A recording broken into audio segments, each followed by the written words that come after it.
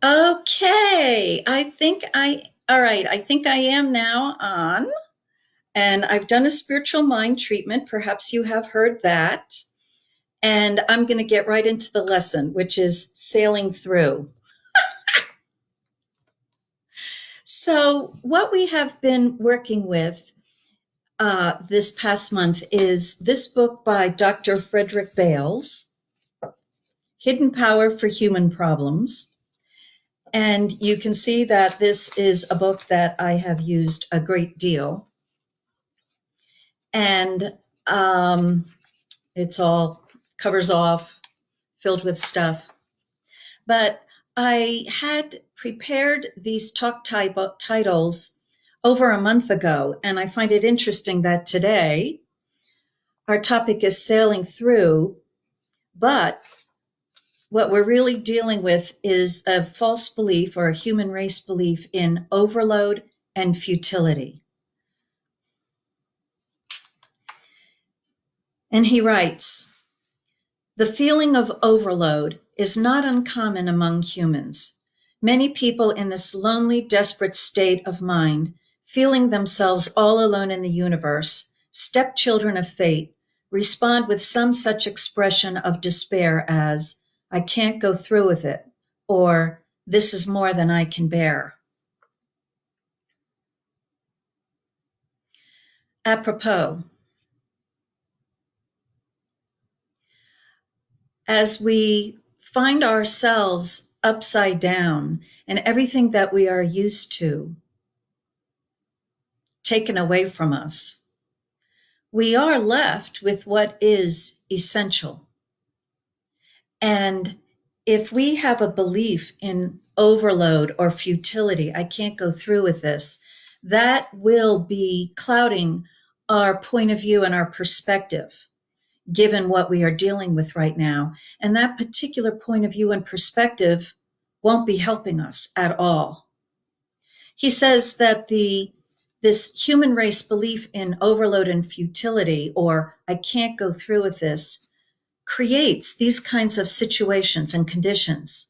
Alcoholism and probably other addictions, anemia, anxiety, asthma, diabetes, undue haste that results in blunders, hatred of those who succeed, all sorts of heart issues, high blood pressure, inferiority complexes, insanity, nervous breakdowns, overweight, paralysis, and even a desire to hurt others. And so, what we want to realize is that the spiritual truth needs to be recognized. We're not here, this is the Center for Spiritual Living. And so, we're really here about taking a spiritual approach to these problems that we have in the world and realizing that what we are believing is greatly affecting how we respond or react to our problems is very important. And so if we are hearing in our head with announcement after news announcement, with change after change, if we're hearing in our head, I can't take it, I can't handle it, I can't deal with it, I can't go through with this, then that's a clue that separate from the situation that we have to deal with, we are believing in this human race thought of futility and overload. There are people on the planet who are handling things and dealing with this situation without those beliefs. And so having that belief that I can't go through with it, I can't deal with it, is not necessary. If other people can be without it, then so can we. How do we get rid of it? Well, some spiritual truth is where I come from. That's what I do. Dr. Frederick Bales points out a very important point that's already true and already fact about us. He says, we were made for living, winning, growing, adapting, changing. And he says, We come of a winning biological strain. We are the top quality descendants of the finest ancestors. As the stream of life developed, only those survived who could adapt and change. Those who failed to do through stupidity or cowardice were snuffed out before maturity. Therefore, only the successful grew to maturity and begat progeny. Thus, us, the people on earth today, are the products of a naturally selected strain of winners. In our blood, your blood and my blood, are the products, is the accumulated will to win of thousands of generations of winning ancestors. We are intended for winning, not for losing. We are equipped for winning.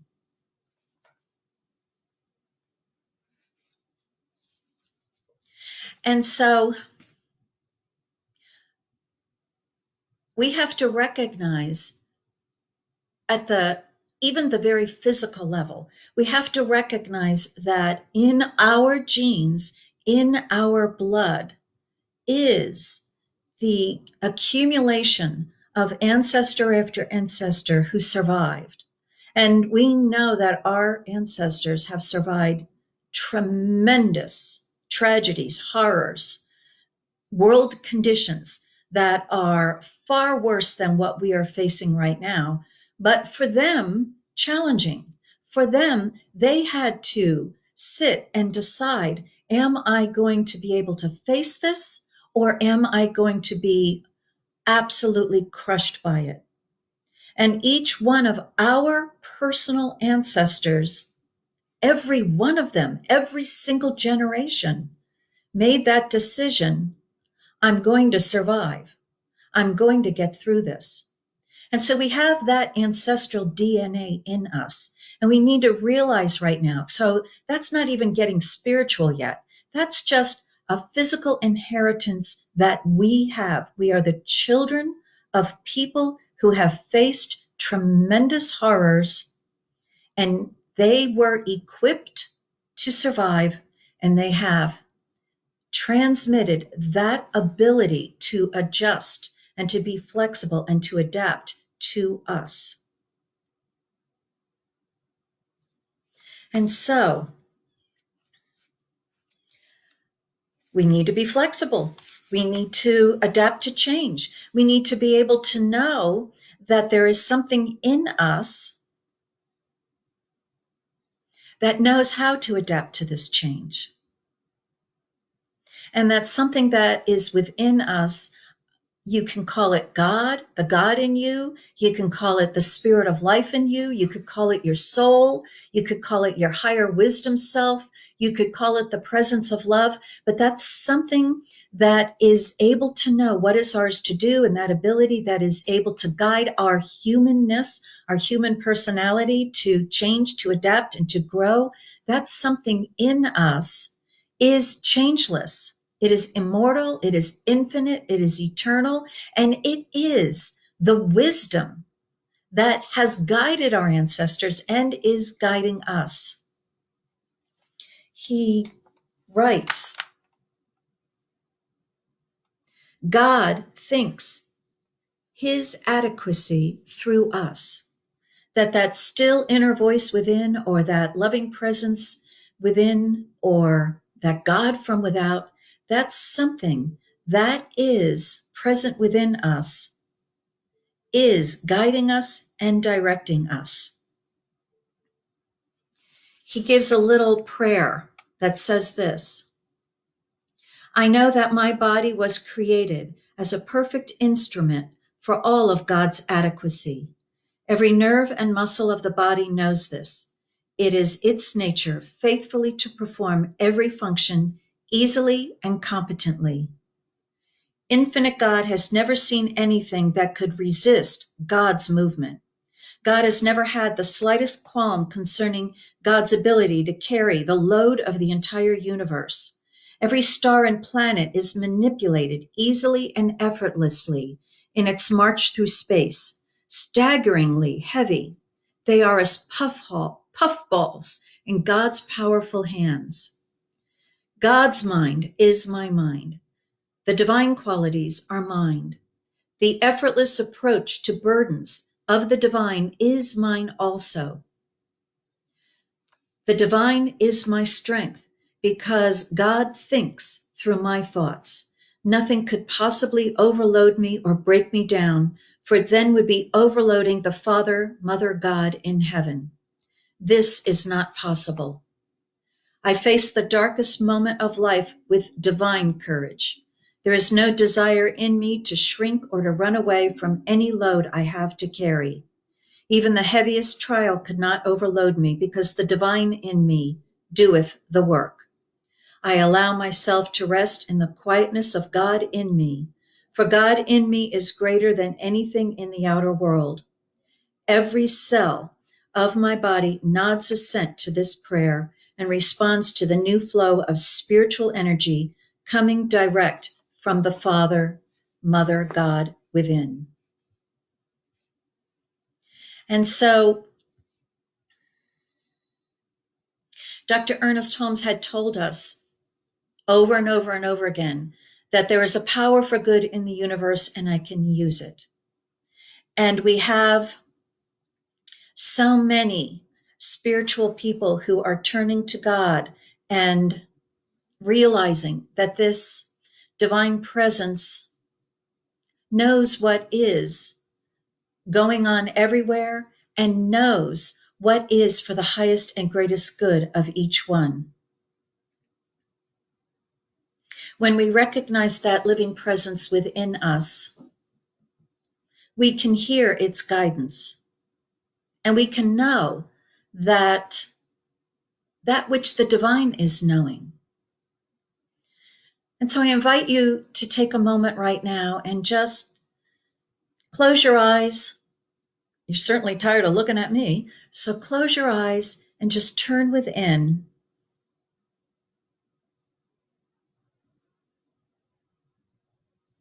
And connect with your heart. And deep down in the very core of your being, ask yourself, am I okay right now?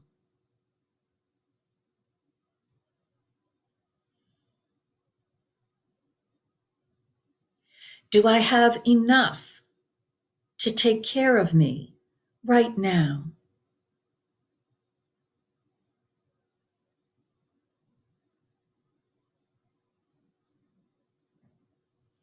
And will I get through this world situation right now? Okay. Will I get through it okay?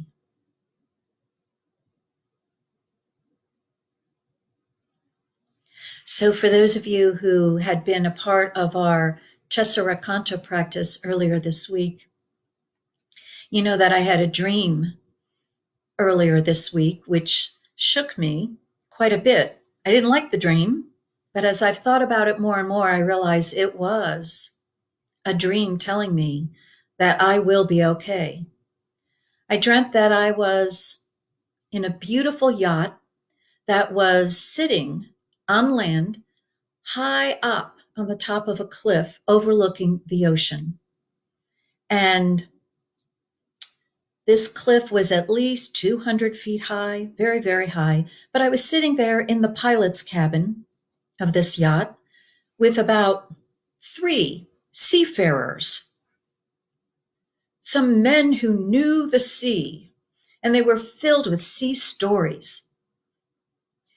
I think of Jaws, those 3 men in that boat who were going to face the great white shark in that calm moment before you know what hit the fan, where they were sitting around and sharing the stories of the big great white one and what they wanted and what will happen and what that's like. And what they said was that there is the story of falling off of this cliff. And as you're going down, you'll see that there was a particular curvature at the bottom that would guarantee your complete destruction when you landed. And while they were talking, I noticed water, a wave, go by the side of the cabin, which was, of course, impossible, but, it is a dream. That wave was impossible because the ocean was below and not above.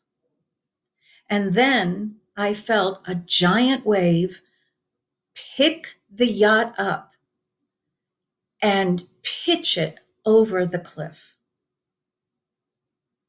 And I saw what they had talked about, the bottom of the cliff and that unique bend that meant certain destruction. And I screamed, Jesus Christ. And in that screaming of it, I remembered, well, not remembered, I thought, only God can save me. And then I began shouting, it's only love, it's only good, it's only love, pure love, I am good, I am whole. And in my dream, unlike other dreams, I went all the way down that cliff, upsided, and something happened so that there I was on top of the yacht that had been turned over and was floating in the middle of the ocean. And the people who were trapped inside, I'm sorry to say, the people who were trapped inside had to come out, and we knew there was a way for them to get out. And one of the seafaring men said, here, and he went along the bottom of the yacht, and I was following him, and he ripped open this little latch to a door, and there was the bottom of the toilet tank of the yacht. And he said, they can get out through here. And so we were shouting and screaming, come here, come to the toilet, come out through the toilet drain. And my brother, sorry, Fred, my brother, who was inside the boat, pushed each person who was there through that drain pipe of the toilet. It was a clean toilet. And they had to get squeezed to fit through the pipe so that when they came out, they were elongated, long and narrow. And everyone who was inside came out, but every one of them was stretched long and narrow. And as we all lay on top of that yacht floating on the ocean, we looked at each other and we all said, what was that? And I woke up. As I thought about that dream, I thought of a number of things, which is, oh, thank God, in my moment of terror, Jesus Christ or God or love came to my mind. I'm grateful that I turned to God. Even in terror, I turned to God. And everyone survived. The end of the story is when I turned to God, when we turned to God, the whole yacht, we all turned to God and we all survived. But our lives, my life, had been turned upside down. And I had to change. I had to adapt. We had to become thin and narrow. And as I think about the spiritual path, that spiritual path as we journey more and more to God, to love, to the divine, we have to be stripped more and more of our false beliefs, of our fears, of our doubts, of our needs to forgive. They all have to get stripped away so that all that is left is that which is essential. We need to be stripped away of this belief in overload and futility and that I can't handle it because something divine is handling us. Sailing through upside down on the bottom of the yacht.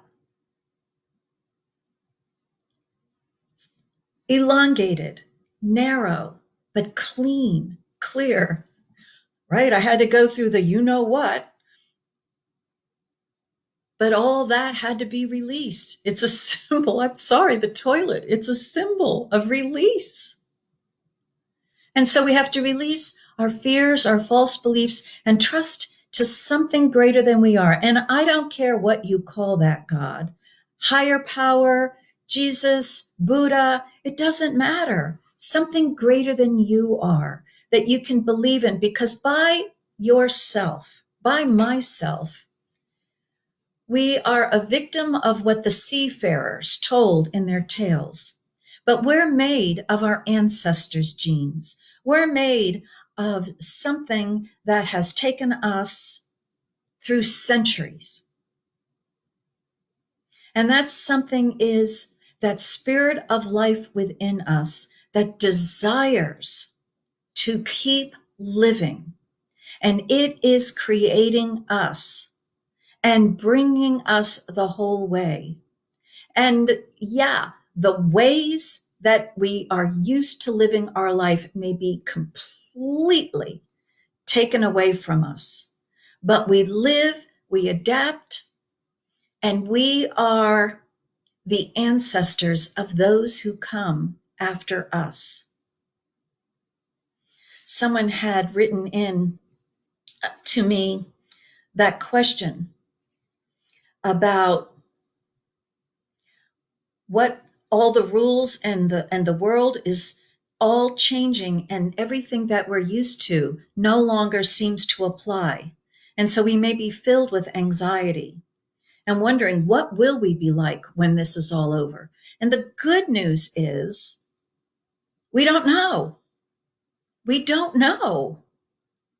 When this is over, all we can know is that we will be stripped away from all those things that we have been carrying around that didn't help us, that was able to take us as far as we have been. But to get further, to have a happier life, everything has to change. We all know that the way we human beings have been operating on this planet is not working for our future. We know that. We know we have to change. And we've been knowing for a while that the world has to change. The government has to change. The people have to change. And what we are discovering now is, yeah, we were right. And we are part of what needs to be changed. It's not we, us, and them. It's oneness. We are the ones, every one of us, who are being affected so that we may change, so that the world may be better. And what our job is to look at what we need to do. What is ours that we are guided to do? What do we need to learn? What do we have to let go of? We need to be flexible. And in doing that, we will see the collective also changing. And we don't need to be delighted that other people are getting hurt and harmed, because that's a part of that overload and futility. He writes, one of the symptoms of overload and futility is a desire to hurt others, which is also an enjoyment of their harm and their hurt and their pain. So we have to let all that go. We have to let it all go and stay in the moment, trust in something greater than we are, and hang on. Hang on. Years ago, I was on a rafting trip down the Grand Canyon on the Colorado River. And one of the mornings we woke up really early because we faced the big one, the big section of the river called Crystal, where we had to go through, and the waves were 10 feet high. And our oarsman sat in the middle of our raft, and there were 4 of us in this little rubber raft, and he would be sitting in the middle with his oars rowing, and he placed each one of us in the perfect position in this raft so that it would be in perfect balance, and he knew he could get through these rapids if we all just hung on. And he told us, no matter what happens, don't let go. And he placed the 4 of us in his raft very strategically. And across from me was this woman, Gigi. God bless Gigi. Gigi was the complainer of our trip. She had a lot of food sensitivities. She whined a lot. She was also extremely large. And she was placed separate from me. I hope that at the time, it wasn't a statement of my weight versus her weight. He was perfectly balancing that raft, but there she was. And as we went into the very first wave of that rapid, the oarsman turned the boat so that Gigi, that side of the boat, would be at the top of the wave. And so I was below, looking straight up at her. And as we entered the wave, I could see the oarsman looking over his shoulder at Gigi. And Gigi let go. And the oarsman turned his head to me, and he said, as she was catapulting down toward me, he was saying, "We're going over." And she hit me, and we went over. And when I came up, I was on the outside of the raft, and we had to ride the rapids outside that raft, being pummeled and just holding on. Obviously, I survived. The rest of that story is for another day. But that's what we're looking at now. We are sailing through, and we're sailing through rapids. We're going over the waterfall. It's the Niagara Falls of a waterfall. And we know the end. We will survive in a whole new world created by a whole new consciousness of human beings that understands something greater than they've ever known so far.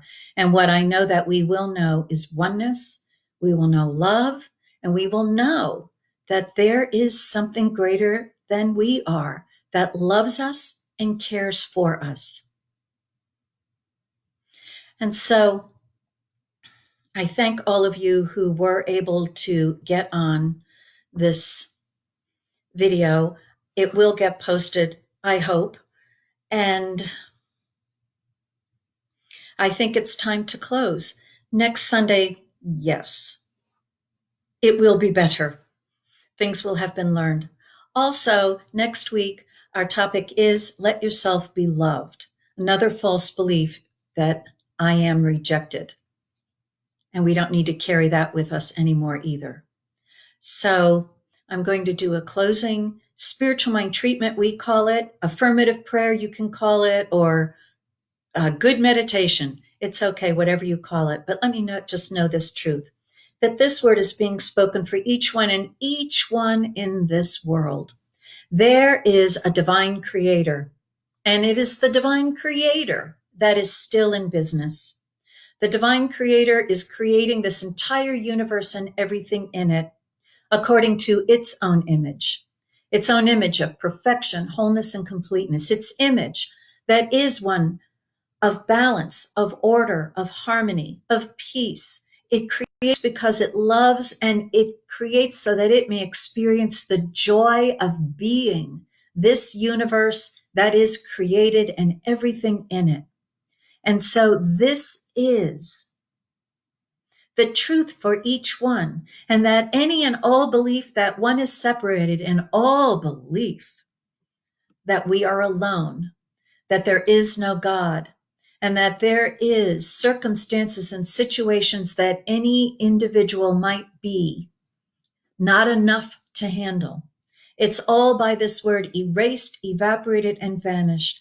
Only love and an infinite mind that in its wisdom knows exactly what is going on and exactly the path that is that perfect path to bring each one through to a whole new experience of living with others on this planet, and an experience that is healthier, happier, more harmonious, more loving, more peaceful, more joyous, more wonderful to experience in every way. This divine something knows the way. And that's something that knows the way for each individual person. And that way for each individual person is unique to them. Wherever they are, whatever they are doing, whatever the circumstances, there is a way for each and every one to be brought through whatever may be going on in this journey of the world. Each one is being brought through safe, secure, unharmed, and yet somehow changed for the better. More trusting, stronger, happier, more optimistic, and more in wonderment at the truth that has always been that people are all the presence of love, and that each one is also this presence of love, and that each one can communicate with everyone else with greater intimacy, harmony, peace, delight, and goodness than ever before, that there is no one and no thing to be afraid of anymore, that there is only love, and each one is now going forth from this meeting with some enhanced consciousness of confidence and trust and assurance, and able to meet the facts right in their eye and to know for themselves that all is well and all will be well, and that there is something greater than them that is guiding them every single step of the way, that the divine creator is all and has created and is creating each one equipped with enough supply, support, and anything else that is required. Each one is secure in dwelling and living in the knowledge of this loving presence, and all is well.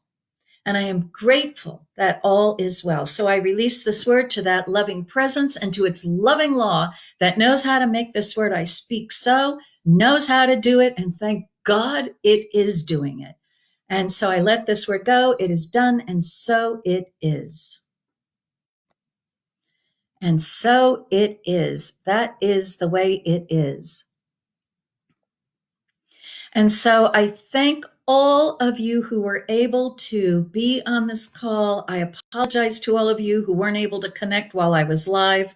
I have no clue what was going on there at the beginning. But at least something happened, because I can see all of you making your comments, and I'm so grateful that you did. Thank you. I see Arlene, Catherine, Susan, Lori, Joaquina from California, David, Bonnie, Jeffrey, Stephanie. So thank you all so much for coming. And feel free, if you have a need for spiritual treatment work, you can leave a message here at this Facebook page, CSL Princeton. If you know how to reach me directly, you can certainly send me an email, and I will make sure that I or a member of our Practitioners Association does that spiritual work for you, so that all of us knows that we are not alone. And that's it for today. So hopefully I can end this video and move on and face the reality of what really happened out there. So I love you all. Thank you all so much for coming. Thank you so much, really. Okay, bye-bye.